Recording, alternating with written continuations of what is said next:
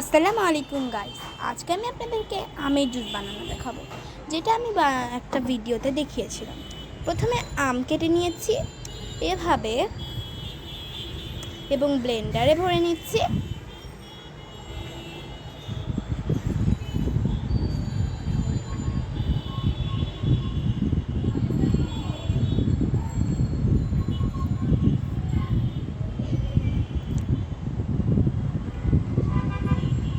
এবার মরিচ কেটে দেব,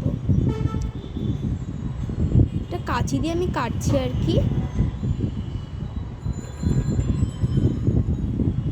অনেক ছোট ছোট করে কাটবো, কিন্তু 2টা মরিচের বেশি কিন্তু দিবেন না, কারণটা অনেক ঝাল হয়ে যাবে।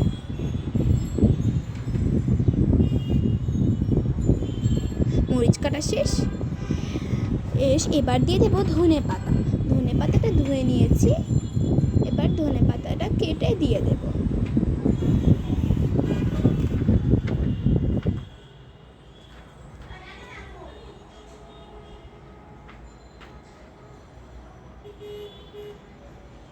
দিয়ে এই যে দেখেন, এবার দিয়ে দেব পরিমাণ মতো লবণ। সেখানে আমি 1/2 চামচের মতো দিয়ে দেব লবণ আর 4 চামচের মতো চিনি, কিন্তু এইটা অনেক মজা হবে। আমি আগের ভিডিওতে বানিয়েছিলাম, সেই জিনিসটাই আসলে আপনাদের সাথে শেয়ার করবো কীভাবে বানাতে হয়।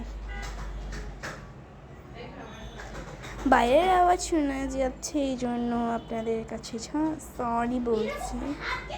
এবার দিয়ে দেব একটুখানি পানি, দিয়ে এই যে দেখুন ব্লেন্ড করে নিয়েছি। তো বরফ দিয়ে আপনারা খেতে পারেন এই ম্যাঙ্গো জুস। এই পর্যন্তই, তো ভালো থাকবেন। আল্লাহ। চলো আমাদের হলো কাঁচা আমের জুস। গ্লাসে কিন্তু গরমে খেতে অনেক মজা হবে। Bye bye guys.